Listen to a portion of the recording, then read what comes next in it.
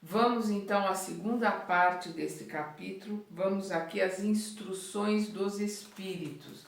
Então nós vamos ver aqui instruções, o Allan Kardec coloca aqui, que são um resumo do ensinamento de todos os espíritos superiores. Ele coloca aqui mundos superiores e mundos inferiores. A qualidade dos mundos inferiores e mundos superiores é antes relativa que absoluta. Tal mundo é inferior ou superior em relação aos que estão acima ou abaixo dele na escala progressiva. Tomando-se a Terra como ponto de comparação, é possível ter uma ideia do estado de um mundo inferior, supondo-se nele o homem no mesmo grau evolutivo das raças selvagens ou das nações bárbaras que ainda se encontram na superfície terrestre e que são restos de seu estado primitivo. Nos mundos mais atrasados, os seres que os habitam são de certo modo rudimentares. Têm a forma humana, mas sem nenhuma beleza. Os instintos não são temperados por nenhum sentimento de benevolência, nem pelas noções de justos e injusto. A força bruta faz a lei sozinha. Sem indústria e sem invenções, os habitantes gastam a vida na conquista do seu alimento. Entretanto, Deus não abandona nenhuma das suas criaturas. No fundo das trevas da inteligência jaz, latente, mais ou menos desenvolvida, a vaga intuição de um ser supremo. Este instinto basta para fazer que uns se tornem superiores a outros, preparando-lhes a eclosão numa vida mais plena. Não são seres degradados, mas crianças em crescimento. Então nós falamos sobre isso na primeira parte, né? Sobre o mundo primitivo. Entre esses graus inferiores e os mais elevados, existem inumeráveis escalões. Nos espíritos puros, desmaterializados e resplandecentes de glória, é difícil reconhecer aqueles que animaram os seres primitivos, do mesmo modo que o homem adulto é difícil reconhecer o embrião.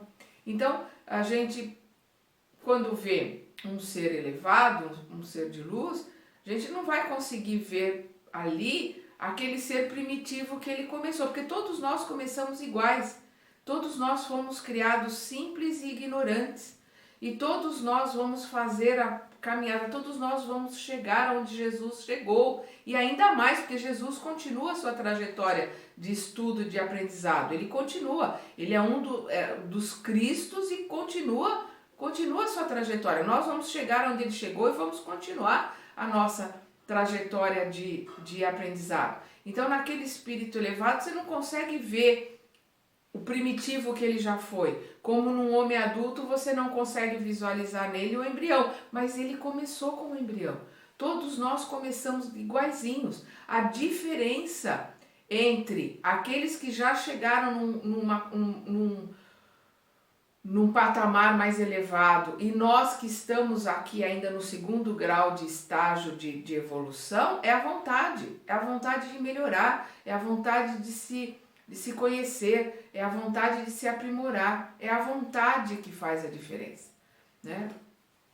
Por isso que é tão importante a gente entender a necessidade de nos conhecermos e aprimorarmos em nós a verdadeira vontade de se modificar. Nos mundos que chegaram a um grau superior, as condições de vida moral e material são muito diferentes do que as da Terra. A forma do corpo sempre é, como em toda a parte, a forma humana, mas embelezada, aperfeiçoada e, sobretudo, purificada. O corpo não tem nada da materialidade terrestre e, por conseguinte, não está sujeito nem às necessidades, nem às doenças, nem às deteriorizações geradas pela predominância da matéria. Os sentidos mais delicados têm percepções que aqui a grosseria dos órgãos sufoca, né? nossos órgãos nos enganam o tempo todo, são muito primitivos, né? Estamos como crianças começando a aprender. Nós vamos ver há várias perguntas do Kardec no Livro dos Espíritos, quando eles dizem não existem palavras ainda no seu linguajar primitivo para que se possa expressar Deus ou determinadas explicações que eles dão. Né? Como eles colocam também, ainda não tem condições de vocês entenderem. Quer dizer, nós não temos condições ainda de entender muitas coisas. É como explicar para a formiga o sol.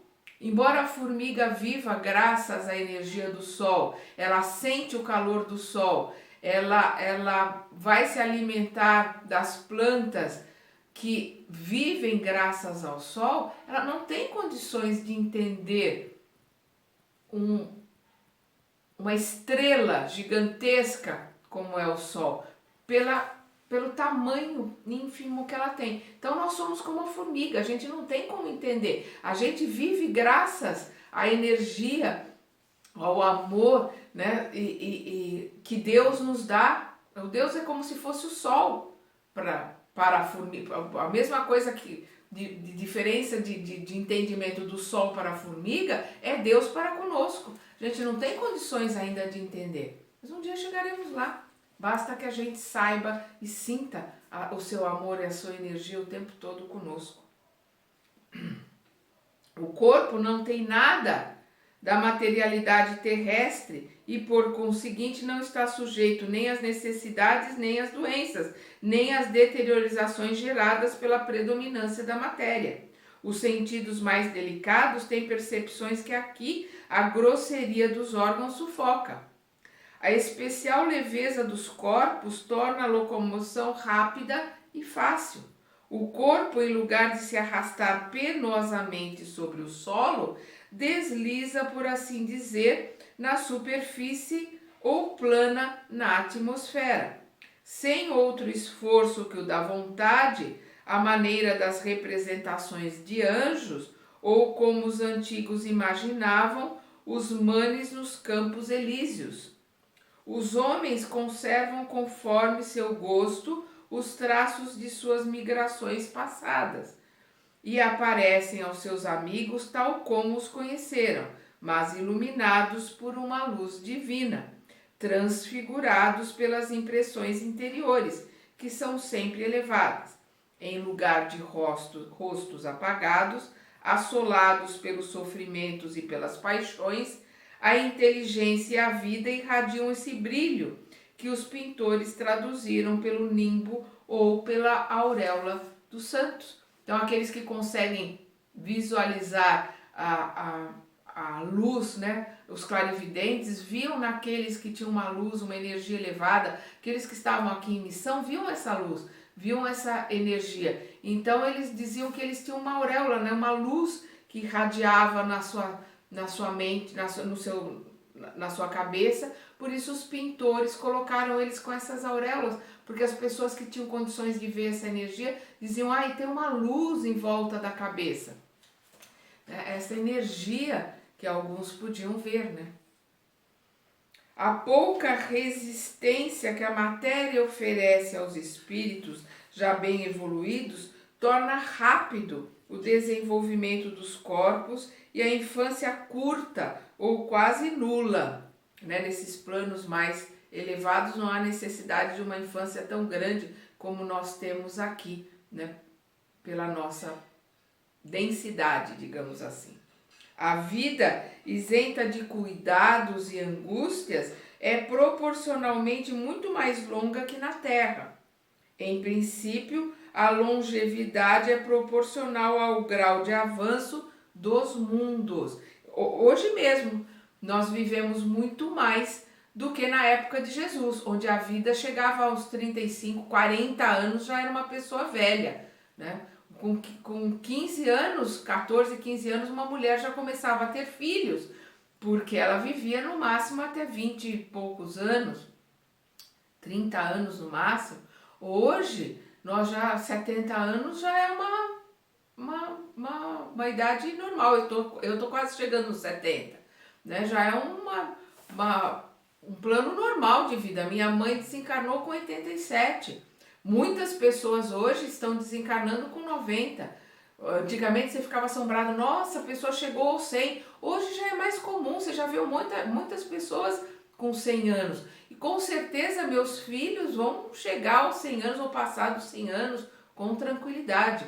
Meus netos com certeza passarão longe os 100 anos. Por quê? Porque a medicina está cuidando cada vez mais de nós temos recursos para as doenças, né? E as coisas vão se modificando, o nosso corpo vai se aprimorando, nós vamos aprendendo a lidar com ele, a cuidar melhor dele, então ele vai vivendo cada vez mais, né? E vivendo melhor, que isso que é importante. A longevidade só vale a pena se ela tiver qualidade de vida, né? Senão, não. Em princípio, a longevidade é proporcional ao grau de avanço dos mundos. A morte nada tem dos horrores de decomposição. Longe de ser uma causa de pavor, é considerado uma transformação feliz, porque nesses mundos não há dúvida sobre o futuro. Então, nos mundos superiores, né, no mundo de regeneração, nos mundos superiores, a infância é mais curta, né, o desencarne é uma coisa que é vista com mais tranquilidade, porque nós já temos um contato maior com o mundo espiritual, que é a nossa verdadeira vida. Então a gente tem um intercâmbio maior, então tem mais tranquilidade para desencarnar. Durante a vida, a alma, não estando encerrada em matéria compacta, irradia e goza de uma lucidez que a põe num estado quase permanente de emancipação e permite a livre transmissão do pensamento. Então, em planos elevados, a comunicação é pelo pensamento. A gente já vê isso na quarta dimensão, num plano melhor, né, num plano mais elevado, que é o nosso lar, o Lísias e o André se comunicando pelo pensamento, não precisam da palavra, né? Nesses mundos felizes, as relações entre povos, sempre amigáveis, nunca são perturbadas pela ambição de escravizar o vizinho, nem pela guerra que é a sua consequência. Não há nem senhores nem escravos, nem privilegiados pelo nascimento. Só a superioridade moral e intelectual estabelece a diferença das condições e dá a supremacia. A autoridade sempre é respeitada porque só é conseguida pelo mérito e se exerce sempre com justiça. O homem não procura elevar-se acima do homem, mas acima de si mesmo, aperfeiçoando-se. Seu objetivo é chegar entre os espíritos puros, e esse desejo incessante não é um tormento, mas uma nobre ambição que o faz estudar com ardor para conseguir igualá-los. Então, o estudo, o desenvolvimento, nós vamos ter isso sempre nos planos superiores. Nós vamos ver isso no nosso lar, nós vamos ver isso no plano espiritual, vamos estar sempre estudando, aprendendo. O que a gente vê do André Luiz, ele está sempre estudando, está sempre aprendendo, caminhando para se melhorar. É esse o nosso futuro, e o plano do nosso lar é umbral 13, é ali o umbral médio na divisa, já com um plano melhor, né? Já saindo, não no caso do André Luiz ali. O André Luiz nós estamos vendo ali um umbral médio, um umbral melhor, mas é um umbral médio. Todos os sentimentos elevados da natureza humana lá se encontram engrandecidos e purificados. Os ódios, os ciúmes mesquinhos, as cobiças vis da inveja são desconhecidos. Então nós vamos ver nesses planos melhores, não há inveja, não há cobiça, não predomina o mal, né? O bem que predomina. Nós vamos entender isso. Os mais fortes ajudam os mais fracos. Um laço de amor e de fraternidade une todos os homens. Possuem mais ou menos conforme mais ou menos tenham adquirido graças à sua inteligência. Mas ninguém sofre pela falta do necessário, pois ninguém está lá em expiação. Em uma palavra, o mal não existe nesses mundos. Então nós vemos, por exemplo, ali no nosso lar, nós vemos aquela passagem que o André Luiz vai pedir ao Clarencio, que ele quer trabalhar, mas ele quer trabalhar como médico, né? Ele está ali, vai pedir para trabalhar, porque ele está se achando que ele pode. E aí nós vemos que o Clarencio atende sempre de 2 pessoas. E ali junto com o André Luiz é atendida uma senhora, que já teve várias oportunidades ali no nosso lar, porque ali no nosso lar também tem, né, a periferia, tem os planos com um pouco mais de esclarecimento, depois tem uns planos melhores, aí nós vamos ver o centro ali do nosso lar, onde tem o Ministério da União Divina, que são poucos os que podem frequentar ali, e adentrar a União, ali onde tem a União Divina, o Ministério da União Divina, é só com um passaporte, é só com uma autorização, porque ali já é um lugar elevado, é um lugar que está em contato, né, com os planos superiores. Vamos continuar aqui. Em vosso mundo tendes necessidade do mal para sentir o bem.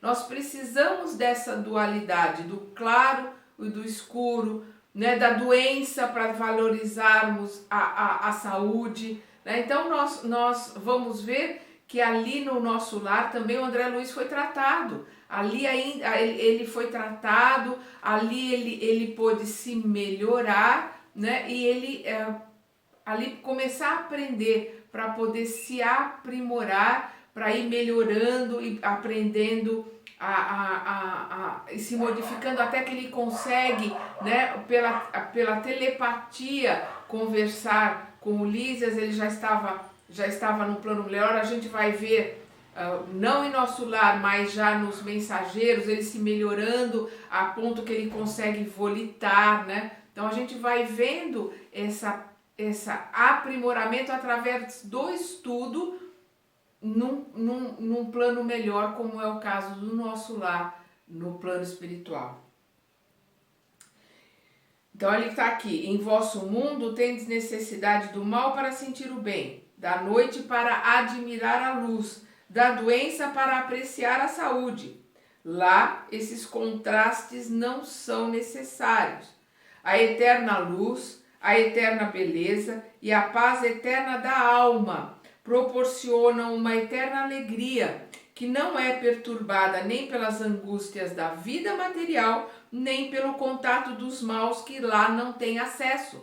Então, nesses planos superiores, aqui nesses mundos melhores, o mal não tem acesso. Nós vamos ver que num plano regenerado, que é o nosso próximo caminho, e é o caminho que a Terra vai ter agora, o mal ainda existe, ele não predomina, mas ele ainda existe, né? O planeta regenerado é de provas, mas as expiações são menores, as expiações não são tão doídas, não são tão sofridas como é no nosso planeta hoje, onde o mal predomina. Então a expiação, a dor é tão difícil, é tão sofrido, porque ainda há atitudes do homem, ainda há sentimentos muito ruins, muito maus. Por isso, em contrapartida, há expiações tão doídas e tão sofridas. Eis que o espírito humano tem maior dificuldade em compreender. Foi engenhoso para pintar os tormentos do inferno, mas nunca pôde representar as alegrias do céu, né? Porque o inferno é nossa criação, porque o mal é nossa criação. Nós somos engenhosos, a gente criou e criou bonito. Fez um inferno assustador, porque tudo que está aí é criação nossa. Mas a gente tem dificuldade para imaginar os mundos melhores. Por quê? Porque nós temos dificuldade. A gente vai até um certo plano que a gente chama de angélico, de anjo, que é onde a gente consegue entender um pouco bem. A partir daí a gente não tem condições nem de saber, nem de ter ideia como é que é, porque nós somos muito limitados. Aí ele coloca aqui, por que isso? Porque sendo inferior, que é o que nós somos inferiores, porque sendo inferior ele só suportou penas e misérias e não entreviu as celestes claridades. A gente não consegue ver ainda a luz, a claridade, a alegria do bem, a felicidade dos planos ditosos, do bem, do amor, da alegria. A gente não consegue porque a gente não tem capacidade para isso. Nós somos muito pequenos ainda, somos crianças em aprendizado. Só pode falar do que conhece. A gente não conhece o que é esta maravilha dos mundos felizes. Mas à medida que se eleva e depura, o horizonte ilumina-se e ele compreende o bem que está diante de si, como compreendeu o mal que ficou atrás de si. Entretanto, esses mundos afortunados não são privilegiados, pois Deus não é parcial com nenhum dos seus filhos. Dá a todos os mesmos direitos e as mesmas facilidades para chegarem lá. Vamos lembrar, todos nós fomos criados simples e ignorantes, todos iguais. Se uns chegaram antes do que outros, foi por merecimento, por esforço, por vontade.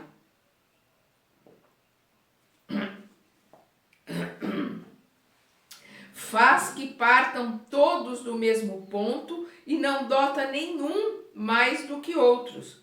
Os primeiros postos são acessíveis a todos.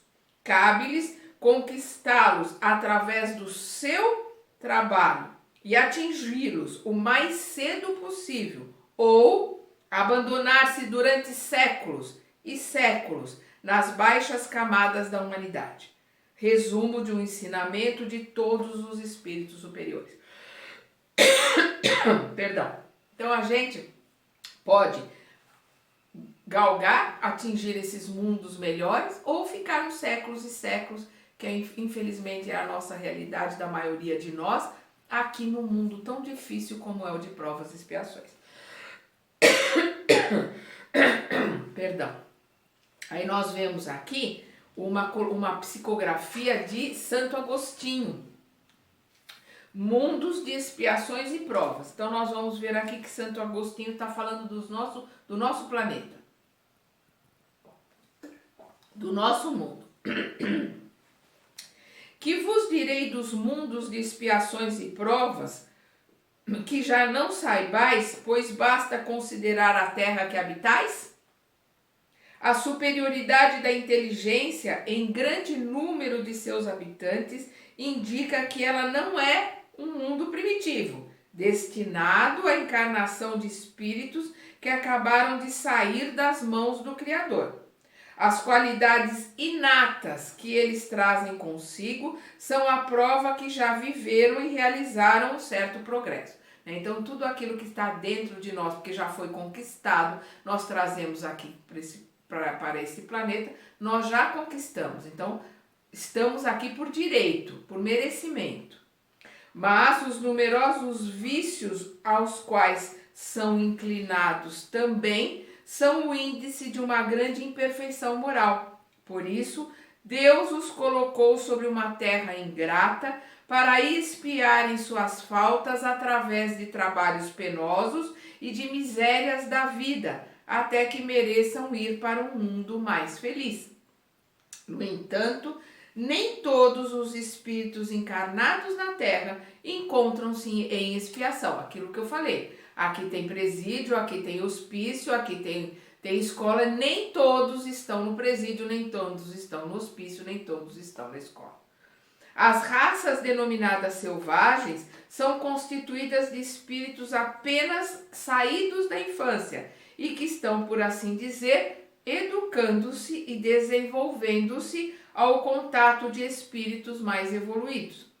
Vem a seguir as raças semicivilizadas, formadas por esses mesmos espíritos em progresso.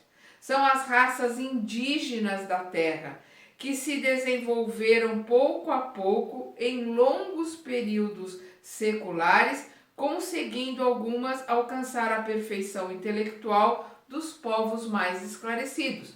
Nós ainda temos aqui seres primitivos, né?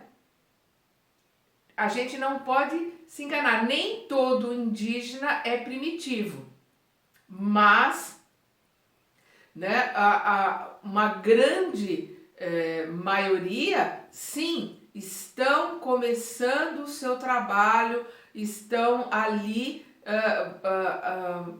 no começo do seu desenvolvimento para a convivência com a intelectualidade, com o progresso intelectual e tecnológico, né? E estão providos, alguns no começo do desenvolvimento intelectual, outros não. Tem alguns que estão encarnados ali, que já têm um desenvolvimento moral já maior e que estão ali também trabalhando, ajudando eles a se aprimorar. Os espíritos aí em expiação são assim, os espíritos aí em expiação são, se assim se pode exprimir, como que estrangeiros.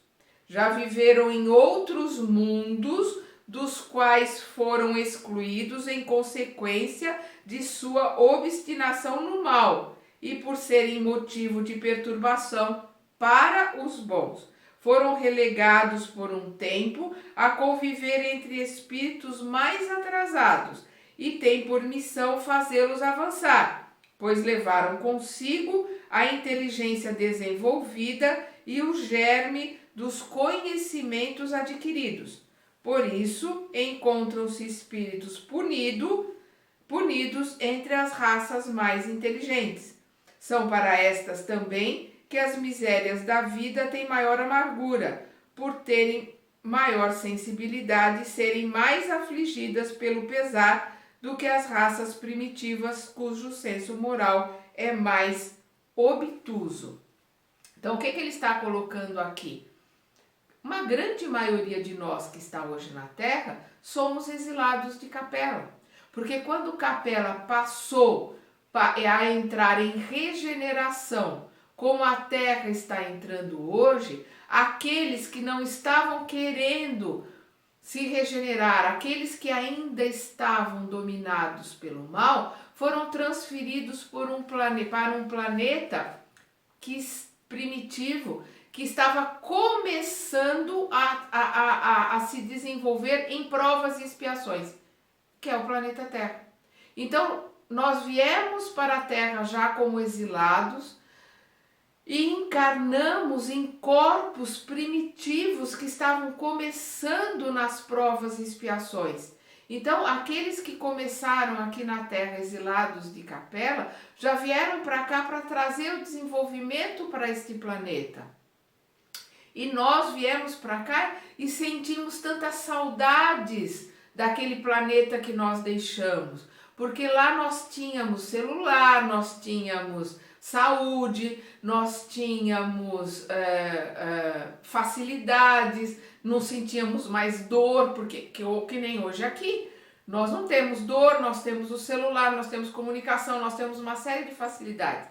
Então, com a mudança da Terra para um planeta de regeneração, se nós formos para um planeta que está começando em provas e expiações, nós vamos ter saudade da tecnologia que nós temos aqui. Mas moralmente, nós não podemos continuar aqui na Terra, num planeta de regeneração, porque tecnologicamente nós estamos acompanhando o avanço, mas moralmente não. Então, se nós bobearmos, além de sermos exilados de Capela, nós poderemos também amanhã sermos exilados da Terra.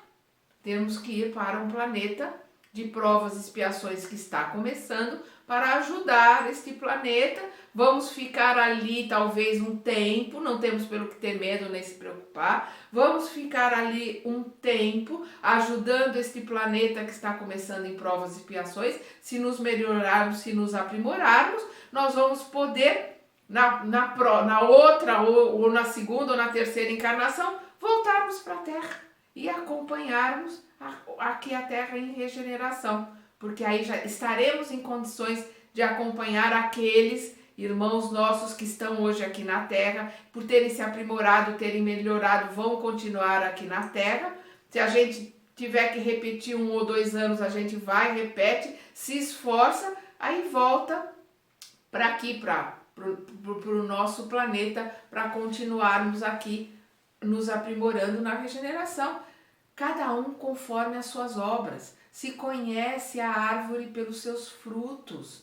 Então a gente não precisa se preocupar, a gente precisa ter medo do que vai acontecer. Isso não, estamos assessorados, ninguém está sozinho, Deus está conosco sempre. Nós precisamos nos preocupar conosco. O que eu estou fazendo hoje, aqui agora, para minha melhora, para superar as coisas, para me aprimorar, né?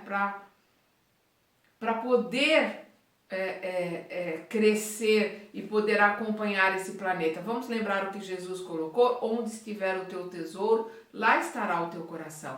Então, qual que é o meu tesouro? Meu tesouro são coisas materiais, então eu vou ter que continuar num planeta de provas e expiações.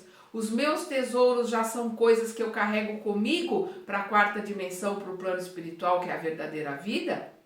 Aí eu já vou ter condições de poder continuar aqui num planeta de regeneração. Vai depender de mim. Aí ele continua aqui. A terra fornece-se, pois, como um dos tipos de mundos expiatórios, cujas variedades são infinitas, mas que tem por caráter comum servir como local de exílio a espíritos rebeldes à lei de Deus. Esses espíritos aí têm que lutar de uma só vez contra as perversidades dos homens e a inclemência da natureza. Trabalho duplamente penoso, que desenvolve ao mesmo tempo as qualidades do coração e as da inteligência. É assim que Deus, em sua bondade, reverte o próprio castigo em favor do progresso do espírito. Santo Agostinho, Paris, 1862. Então nós estamos vendo aqui Santo Agostinho descrevendo o nosso planeta, né? O planeta de provas e expiações, que é um planeta difícil, de se viver, é um planeta de dualidade, é um planeta onde as expiações ainda são muito difíceis, onde nós vemos irmãos nossos em provas e expiações muito duras, mas nós temos a obrigação de ajudá-los, porque Deus ajuda o homem pelo homem. Então se temos condições, é nossa obrigação ajudar o nosso irmão, porque se hoje nós estamos numa posição melhor é porque fomos ajudados. Nós temos a obrigação de ajudar os nossos irmãos indígenas que estão no começo do seu aprimoramento para a vida tecnológica. Às vezes pode ter um irmão indígena moralmente até superior a nós, mas intelectual e tecnologicamente ele ainda tem muito o que aprender. Como nós podemos ter no indígena aquele que está realmente saindo de um planeta primitivo e começando a sua trajetória aqui num planeta de provas e expiações, e nós temos mais obrigação ainda de ajudá-lo, porque fomos ajudados e muito quando nós saímos de provas e expiações, de primitivos e fomos para provas e expiações. Então, as nossas obrigações para com todos no nosso planeta é enorme, é imensa. Se somos ou não exilados de capela, não importa. O que importa é o hoje, o aqui e agora, para que nos esforcemos para nos melhorarmos, para não sermos exilados da terra, porque vai depender só de nós se seremos ou não exilados da terra. E se formos, não tem problema nenhum, porque se nos esforçarmos, seremos missionários no planeta de provas e expiações que está começando, ajudaremos lá, trabalharemos lá para que esse planeta melhore, nos modificaremos, nos melhoraremos e o mais rápido possível vamos poder voltar para a Terra e continuarmos aqui junto com os nossos irmãos, acompanhando num planeta de regeneração. Vamos então, na terceira parte desse capítulo, vamos ver o mundos regeneradores.